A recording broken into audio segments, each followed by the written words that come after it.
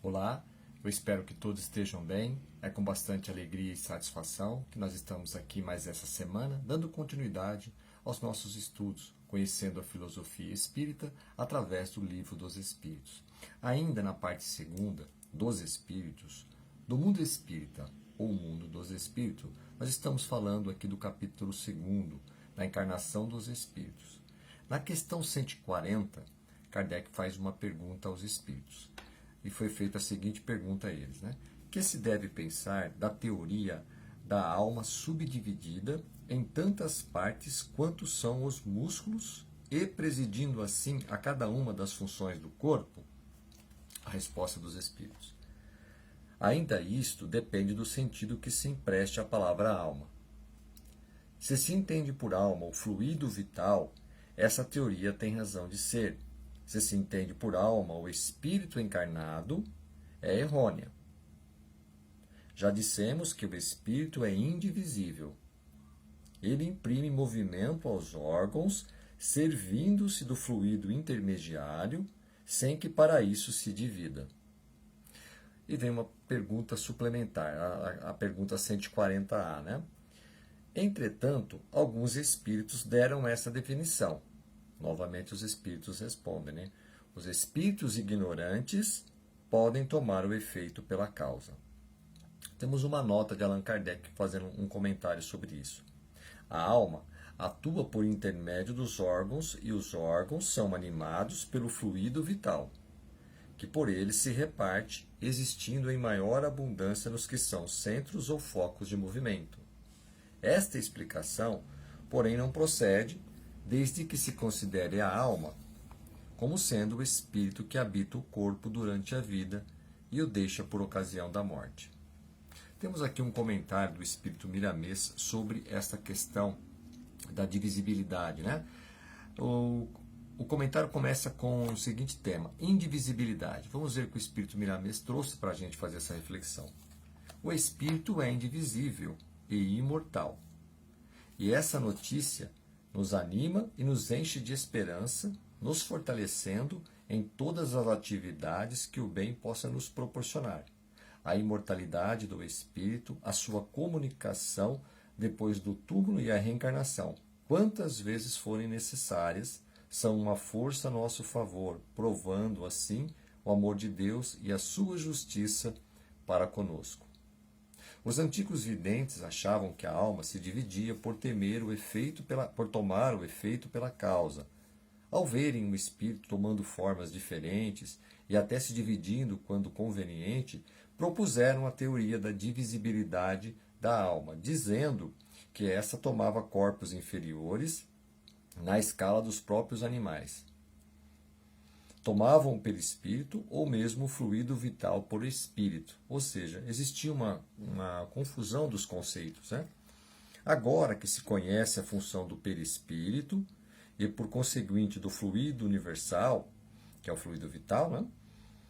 Que ativa nos homens os órgãos, retiram-se as dúvidas, compreendendo que o espírito é imortal e que a vida pode continuar em toda parte.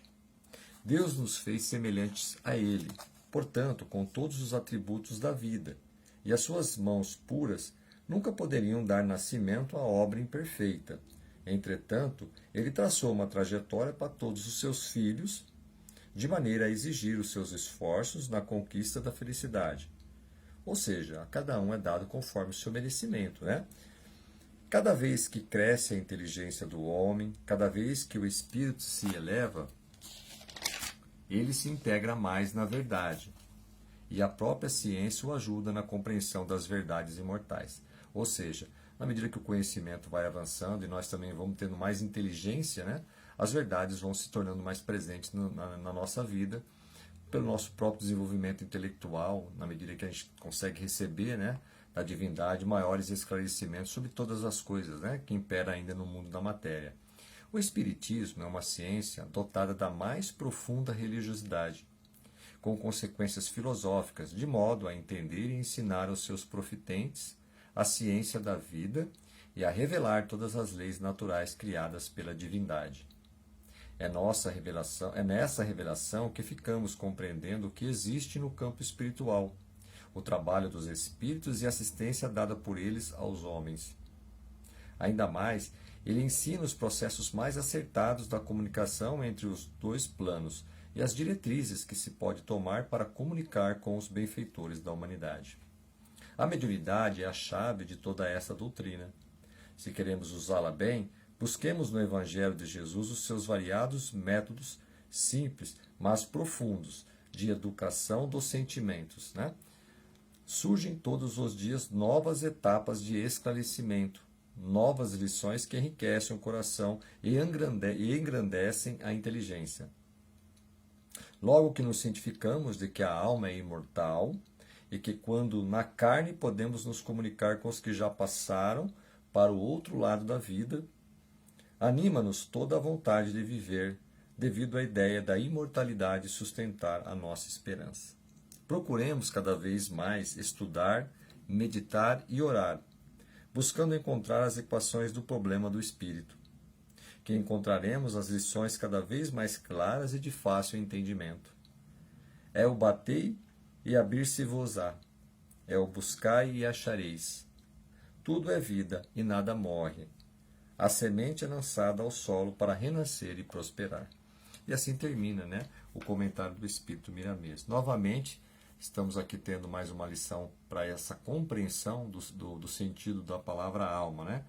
E o mais importante, que a definição da alma, ou espírito, um ser individual, criado por Deus, simples e ignorante. Todos nós, quando estamos encarnados, recebemos a denominação de alma, porque somos um espírito que está encarnado num corpo físico.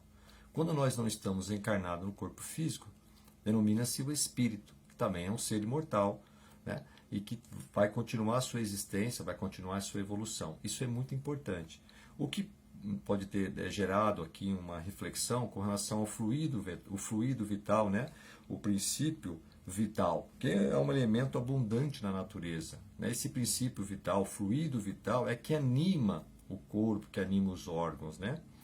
E quando o espírito está encarnado, a alma é que gerencia os movimentos, as ações sobre os órgãos, mas o que gera a vida, o que dá a vida, é esse princípio vital, fluido vital, que anima os corpos, anima a matéria. Isso é importante a gente também fazer essa distinção.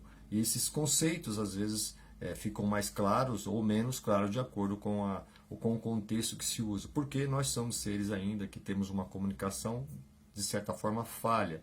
Muitas vezes uma palavra quer dizer várias coisas e isso confunde um pouco. Mas nós entendemos que o fluido vital é proveniente do fluido cósmico universal, ou seja, é um elemento divino, da divindade. Obviamente que, com o passar do tempo, teremos maiores esclarecimentos sobre isso. Por quê? Isso vem da divindade. Mas o espírito, ou a alma, é um ser individual, ou seja, criado por Deus. Então nós respeitamos a nossa individualidade. Cada um de nós temos as nossas convicções. Por quê? Fomos construindo as nossas ideias e pensamentos. Então somos seres únicos. Somos seres indivisíveis. Então fica claro dessa forma, da maneira com que a gente contextualiza. Então a alma atua no fluido vital para gerenciar toda a movimentação dos nossos músculos, órgãos, todas as funções do nosso corpo físico.